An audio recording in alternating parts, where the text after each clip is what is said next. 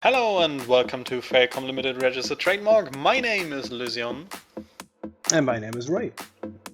And And welcome to part of the video where we both try to talk.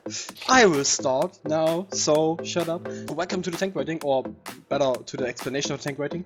We will put some videos up for different tanks of different tiers, where we, basically rate them in 4 different categories. First one is mobility, agility. mobility. Mobility. Yeah, mobility is right. Survivability, the firepower, and a personal rating. Why are we doing this? Because we thought it would be a nice idea, especially maybe for newcomers, to see which tanks may be worth playing and which maybe not so much. So we basically rate them with 10. Because there may be some tank reviews which can tell you a lot of detail about one specific tank, but we want to make it a little more Shorter. streamlined for you, so that you can check our ratings and have a basic idea which tank is how good in which category, to get a better overview of the entire thing, to see which tank might be worth a look or maybe not for you special. Yes, and keep in mind that this will be, even if we have a category with the name personal, It's very much our opinion. In every category there is, of course, some personal opinion. And because we are totally biased, German tanks generally plus 5 points. So we don't go with the numbers here and compare the numbers of all the tanks and say, yeah, this is the best number, so for example, the penetration potential is the highest of this tank, so this is the best tank. That's bullshit. Yeah. Shortly to the categories, mobility, for example, we don't go only into the maximum speed. We also go how the tank reacts in heavy turns and the overall feeling of the mobility. Like acceleration, braking, and ride comfort. Yes. Also on mobility we decrease the score for SPGs without a turret by 1, because if you don't have a turret, then you always have to turn your entire tank, which is a minus to, let's say, mobility. Yes.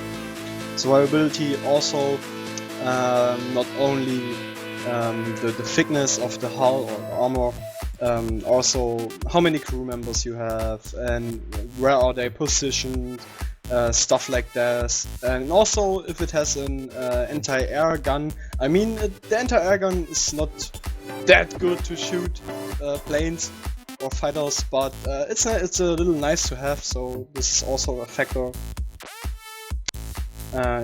And firepower, also on the penetration value, there are reload and what type of shells you have.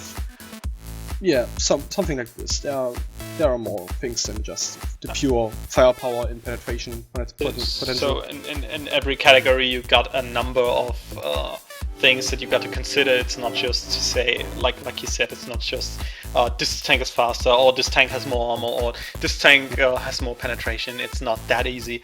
That's why we have these categories, and And personal is personal. we also going to explain why we rate a tank at a given number. We rate them on a scale from 1 to 10 in every category. So in the end we will come up with a value between 4 and 40 points. 40 would be the maximum and 4 would be utter failure in everything. There will be a result at the end of the rating.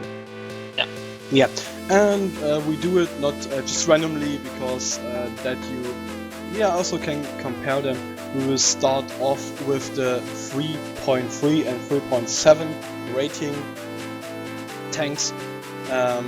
Excluded are premium tanks, because we don't play many premium tanks, and we don't think that they should be rated because not everyone has them.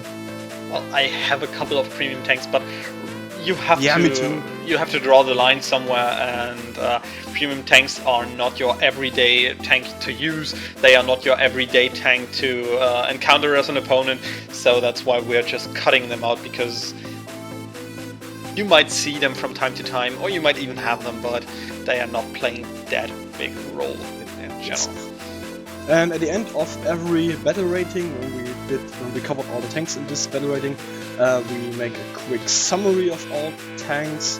So, an example, after the 14 tanks in 3.3 and 3.7, we do a little overview overall, or something like a best of, if you wanna call it. Yeah. We're going to show you the entire table so that you can compare. So you have two options. You can watch our detailed tank review for each and every tank, which would be about 5-minute videos, I think, and so you get some more detailed information on every tank. Or if you say, no, I don't want all this information, I just want to know which tank is generally good to play, which tank is not good to play, then you can only go for our summary, right, to check which one might be worth a shot. And yeah, don't take our opinions here too serious. I mean, if you say, yeah, the Archer is the tank in this battle rating, I play it all the time, it's so good, then yeah, just do it. I mean, feel free to do that. It's your gameplay, and if you like it, just do it. But yeah, we wanna showcase a little bit especially probably for the newcomers. So okay, the first video will be released with this explanation, otherwise it would be a little bit senseless. It's the M4A1 and the M4. Yes, it's one video because when we have tanks in a row that are very similar and only there are with small very minor differences, then it would be you put them together. Yeah. utter waste to make a second video for mostly the same tank, because then we would talk a lot of redundant stuff, which makes no sense for you, no sense for us. Yes. So okay, yeah, that's probably it. So yeah. I would say we see us, or you hear us, in the first tank rating, and hopefully in the next. So bye bye. Yeah, see you next time. Bye bye.